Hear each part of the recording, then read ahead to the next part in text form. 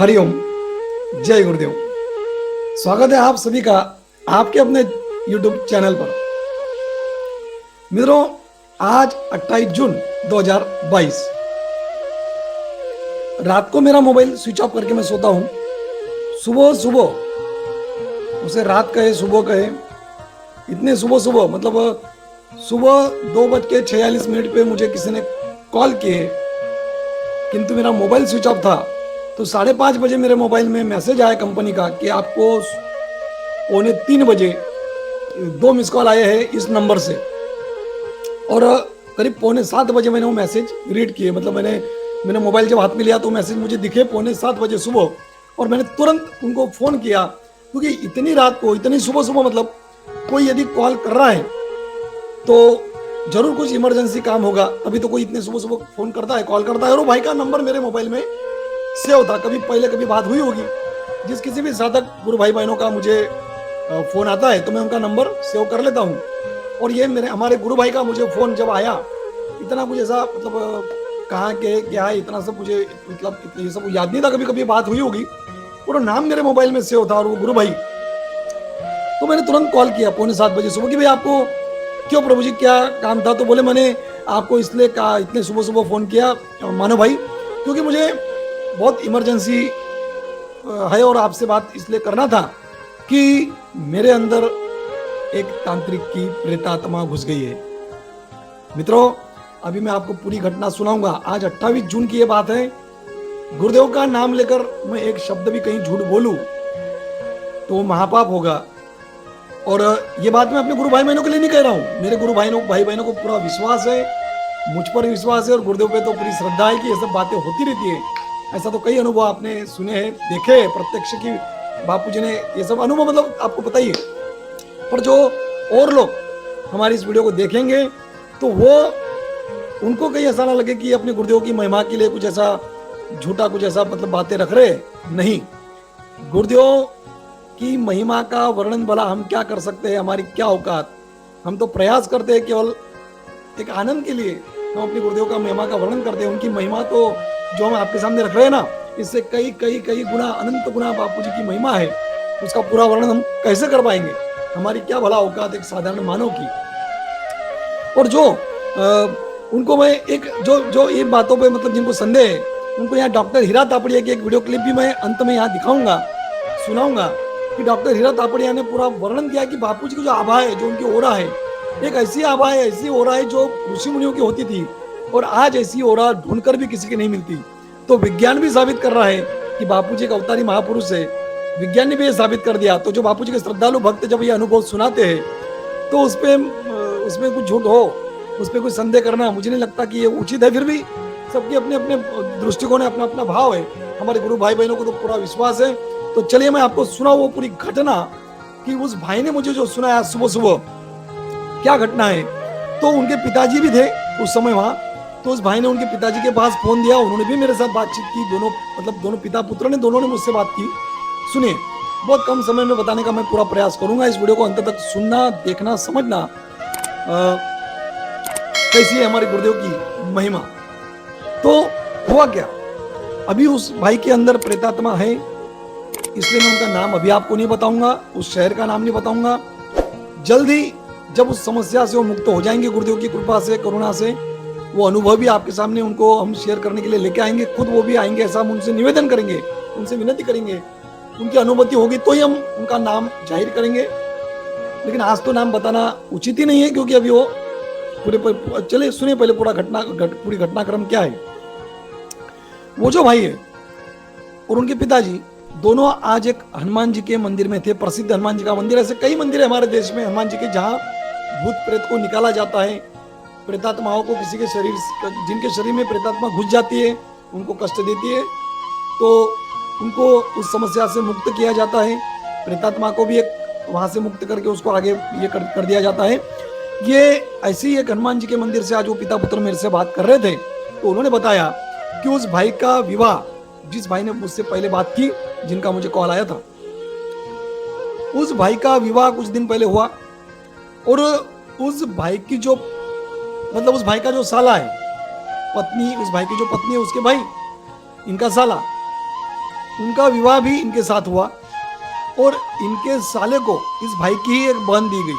बहन मतलब कोई रिश्तेदार रिश्तेदार के साथ शादी हुई उनकी। इस भाई की कोई रिश्तेदार है, मैं अभी वो रिश्ता भी क्लियर नहीं करूंगा इस वीडियो में, हम उसे अभी बहन ही कहेंगे, इस भाई की बहन कहेंगे। वो रिश्ता कुछ और है जो मैं बाद में आपको कभी बताऊंगा। तो वो जो बहन है इस भाई की, ये दोनों भाई बहन की शादी हुई और इस भाई की पत्नी और उस बहन का पति, वो भी दोनों आपस में भाई बहन। तो अभी हुआ क्या कि विवाह होने के 12 दिन बाद ही वो बहन, इस भाई की वो बहन ब्रेन हेमरेज से गुजर गई। केवल 12 दिन हुए तो कुछ, और ब्रेन हेमरेज से वो गुजर गई। मित्रों, अभी इस भाई को तो ससुराल जाना ही पड़ेगा, क्योंकि दोनों, इनका तो डबल रिश्ता, साले की पत्नी भी और इधर बहन भी, जो भी रिश्ता है वो भी दूसरा रिश्ता। तो ये ससुराल गए उनकी मौत पर। और मित्रों, भाई बहनों, वहां से जब ये लौट रहे थे तो इनको अचानक ऐसा झटका लगा, चमक गए एकदम, और इनके अंदर प्रवेश हुआ एक प्रेतात्मा का। और वो प्रेतात्मा एक तांत्रिक की प्रेतात्मा है, ऐसा वो बता रही है प्रेतात्मा।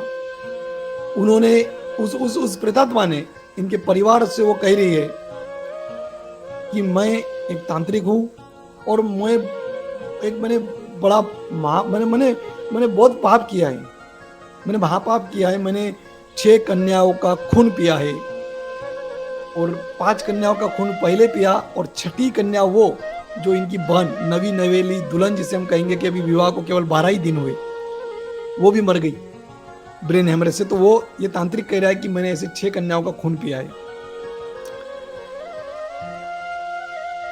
अभी सुनिएगा मित्रों आगे। अब वो प्रेतात्मा क्या कह रही है, चलो 6 कन्या का खून पिया, उसको अभी वो पाप किया, वो खुद कह रही है प्रेतात्मा, लेकिन इस भाई के अंदर वो प्रेतात्मा क्यों घुसी? इसलिए मित्रों, क्योंकि उसे मोक्ष चाहिए, उसे सद्गति चाहिए, और वो प्रेतात्मा को ऐसा समझ में आ रहा है कि उसका मोक्ष होगा पूज्य संत श्री आशाराम जी बापू के दर्शन से। वो प्रेतात्मा कह रही है ऐसा कि मुझे जल्द से जल्द आशाराम जी बापू के दर्शन कराओ, मुझे उनसे मिलाओ, मुझे मुक्ति चाहिए, मुझे मोक्ष चाहिए, मुझे वो मोक्ष देंगे, मुझे वो मोक्ष दूंगे, मुझे आशाराम बापू जी से मिलवाओ, ये वो कह रही है। तो ये भाई, इस भाई का मुझे फोन आया, उनके पिताजी का, और उनका तो वो हनुमान जी के मंदिर में, प्रसिद्ध हनुमान जी के मंदिर में वो थे। आज वही होंगे, अभी भी वही होंगे शायद, क्योंकि आज सुबह ही उनका फोन आया था वहां से, जहाँ प्रेतात्मा निकाली जाती है। तो वहां से उनका फोन आया कि अभी हम क्या करें, हम यहाँ हनुमान जी के मंदिर में आए, यहाँ उनको हनुमान जी ने मारा।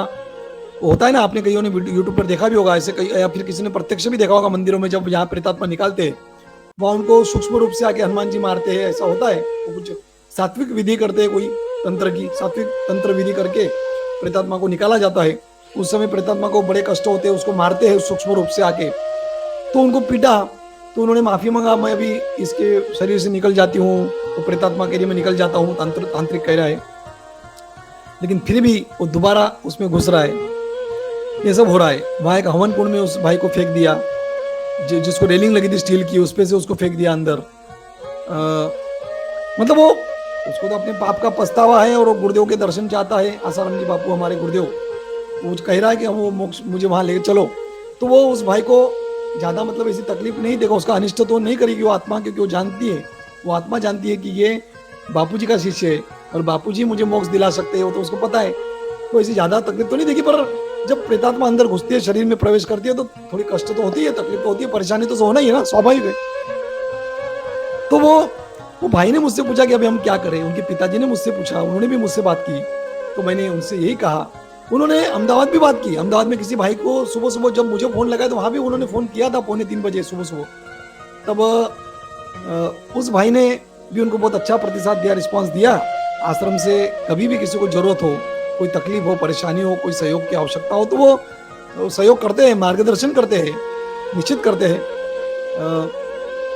तो मुझे भी, तो मैंने उनको ये बताया कि आप जोधपुर जाइए, जोधपुर आश्रम में जाकर वहाँ के संचालकों से निवेदन कीजिए कि हमें बापूजी से मिलवाओ, ऐसी ऐसी इमरजेंसी है, ये प्रॉब्लम है, ये समस्या है, तो इसके अंदर एक आत्मा है, जो भी मतलब वो आप उनको सब उनको बताओ पूरा विस्तृत रूप से, वो आपको जरूर मिलवाएंगे। और यदि नहीं मिलवा पाए, नहीं हो मतलब गुरुदेव की जो भी उनकी मौज है, जो भी उनकी आज्ञा हो, जो भी हो, यदि नहीं मिलवाए तो आपकी फ़ोन पे बात करवा देंगे। और गुरुदेव के वचन भी यदि आपके कान में जाते हैं तो उस प्रेतात्मा का और आपका कल्याण ही कल्याण, मंगल ही मंगल होगा। ये तो बात निश्चित, ये तो हमें पूरा विश्वास है, पूरी हमारी श्रद्धा, हमारे पूरा पूरा पूरा विश्वास है। एक बात मैं यहाँ और बता दूं कि गुरुदेव को जो अभी मैं जाहिर में यहाँ यूट्यूब से ये बात बता रहा हूँ कि बापूजी से वो मिलवा देंगे, बापूजी की फ़ोन पे बात करवा देंगे, तो मुझे ये भी क्लियर करना मतलब ज़रूरी समझता हूँ मैं कि बापूजी के जो दर्शन होते हैं या बापूजी से जो फ़ोन पे बात होती है, ये सब कानून के दायरे में रहकर होती है। मतलब जो वहाँ के जेल प्रशासन के जो नियम होंगे एक कैदी के लिए, वो सब लागू होते हैं, उस नियमों का पूरा पालन किया जाता है और इस तरह बापूजी से बात करवाई जाती है या मिलवाया जाता है। जैसे भी जो भी कैदियों के लिए वहाँ पे जो भी प्रावधान होंगे, जो भी वहाँ के नियम होंगे, मान लो हफ्ते में 1 दिन मिलने का, 1 घंटा आधा घंटा मिलने का, ऐसा कोई समय निश्चित होता होगा, जो समय वार जो भी फिक्स होता होगा, तो उसका पूरा पालन करते हुए ये सब जेल प्रशासन की अनुमति से और जेल प्रशासन द्वारा ही ये सब होता है। इसलिए इस बात को थोड़ा समझिएगा। और दूसरा, अभी कोई साधक, ये भी कई साधक सोचेंगे कि भाई ऐसे अगर बापूजी से मिलवाते हैं, फोन पे बात करवाते हैं, तो हम भी जाएंगे मिलने। बिल्कुल नहीं, करते ही नहीं, किसी की बात नहीं करवाएंगे, किसी के दर्शन नहीं करवाएंगे। जिसे बहुत ज्यादा जरूरी, बहुत ज्यादा इमरजेंसी, अभी वो तंत्र प्रेतात्मा उसके अंदर घुसी हुई और वो कह रही है कि मुझे बापूजी से मिलवाने, तो मैं छोड़ूंगी नहीं। ये दिख रहा है सबको, परिवार वालों को, सुबह सुबह 2:45 बजे वो भाई मुझे फोन अगर कर रहा है, तो निश्चित ये बात सत्य है और वो इमरजेंसी है, तो उनको हो सकता है कि उनकी बात हो जाए बापूजी से। बाकी अगर आप कहोगे कि मेरा पेट दुख रहा है, मैं जाता हूँ बापूजी के पास, मुझे नौकरी नहीं लग रही है, मैं जाता हूँ बापूजी के पास, मैं जाता हूँ जोधपुर, मैं मिलता हूँ संचालकों को, मेरी बेटी की शादी नहीं हो रही, मेरा धंधा ठीक से नहीं चल रहा है, मैं जाता हूँ संचालकों के पास और कहता हूँ कि बापूजी से बात करवाओ। गलत, फिर आप बापूजी के साधक ही नहीं हो, फिर आप बापूजी के शिष्य ही नहीं हो। अरे भाई, ये तो बापूजी का जो शिष्य है होता है ना, जिन्होंने गुरुदेव के सत्संग का पूरा लाभ लिया है, उनकी कृपा करुणा को पूरा जिन्होंने समझा है, जाना है, उसको अनुभव किया है, तो वो इस बात को समझ सकते हैं, वो इस बात को मानते हैं कि हमारे जीवन में जो भी समस्या आ रही है वो हमारा एक प्रारब्ध है, हमारे कर्म काटने के लिए गुरुदेव हमारे पे कृपा कर रहे हैं, करुणा कर रहे हैं कि वो ऐसी समस्याओं से हमारा सामना करवा रहे हैं। समस्या भी परेशान हो जाती है कि भाई हम किसके जीवन में आ गए, ये तो बापूजी का शिष्य है, ये परेशानी नहीं हो रहा है। तो समस्या तो रहती है प्रारब्ध अनुसार, लेकिन वो हमें परेशान नहीं कर सकती। और जिनके जीवन में ऐसी समस्याएं हो, वो एक नियम ले ले, एक संकल्प कर ले। यहाँ डिस्क्रिप्शन में आपको लिंक मिल जाएगी आश्रम के ऑफिशियल चैनल की, जहाँ पे सब सत्संग है गुरुदेव के। उन सत्संग को आप हर रोज सुनने का एक नियम ले ले, संकल्प कर ले आप कि मैं हर रोज गुरुदेव का सत्संग सुनूंगा, कम से कम आधा घंटा तो सुनूंगा। भले उससे ज्यादा जितना सुनेंगे अधिक से अधिक वो तो अच्छा ही अच्छा है, उससे तो मंगल ही मंगल होगा, किंतु कम से कम आधा घंटा तुम सुनेंगे, ऐसा नियम ले लीजिए।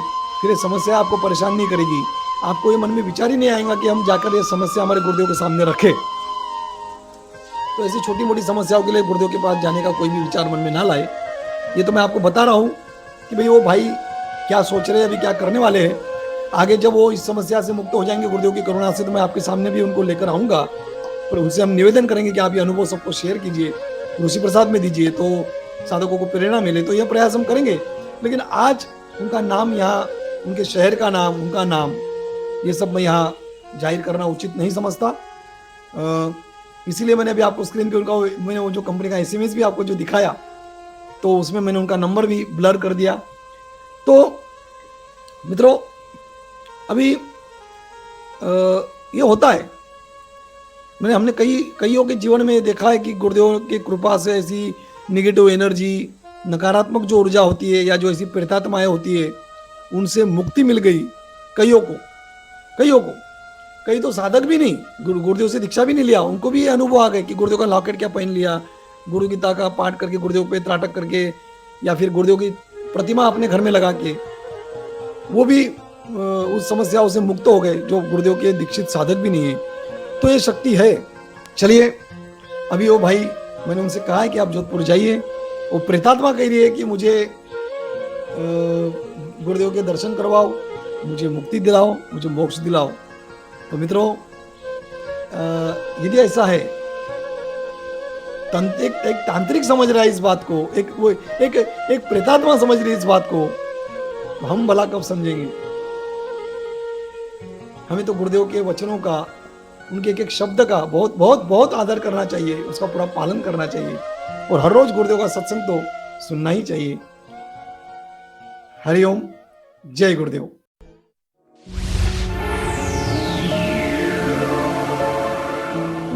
ये हैं डॉक्टर हीरा तापड़िया, जो कई बड़े बड़े संस्थानों में ऑरा के विषय में लेक्चर दे चुके हैं और सम्मानित भी हुए हैं। डॉक्टर तापड़िया के अनुसार संत श्री आशाराम जी बापू के ऑरा का अध्ययन तो चौंकाने वाला रहा। संत श्री आशाराम जी की आप यहाँ ऑरा देखें। ये ऑरा मेरे को करने पे मैंने इसे 3 मीटर लंबी ऑरा पाई।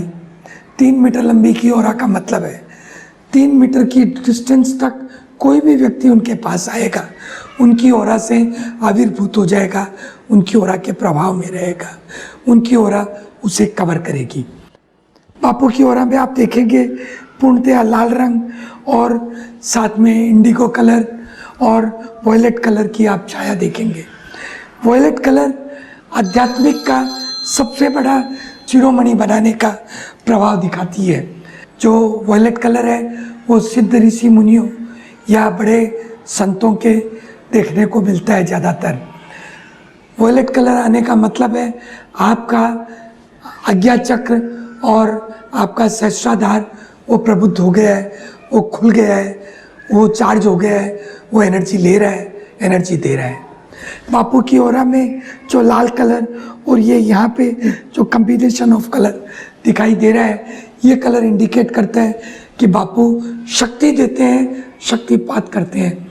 बापू की इस ऑरा से दूसरे की निगेटिविटी लेना और अपनी ऑरा में से शक्ति उसको देना, शक्तिपात करना, ये इनका खास इनकी ऑरा का प्रभाव देखने को मिल सकता है।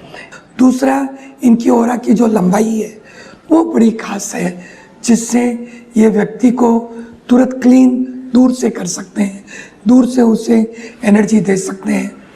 मैंने बापू का 1-2 प्रवचन के अंदर बापू ने बुलाया था, मैं गया था कलकत्ता के अंदर।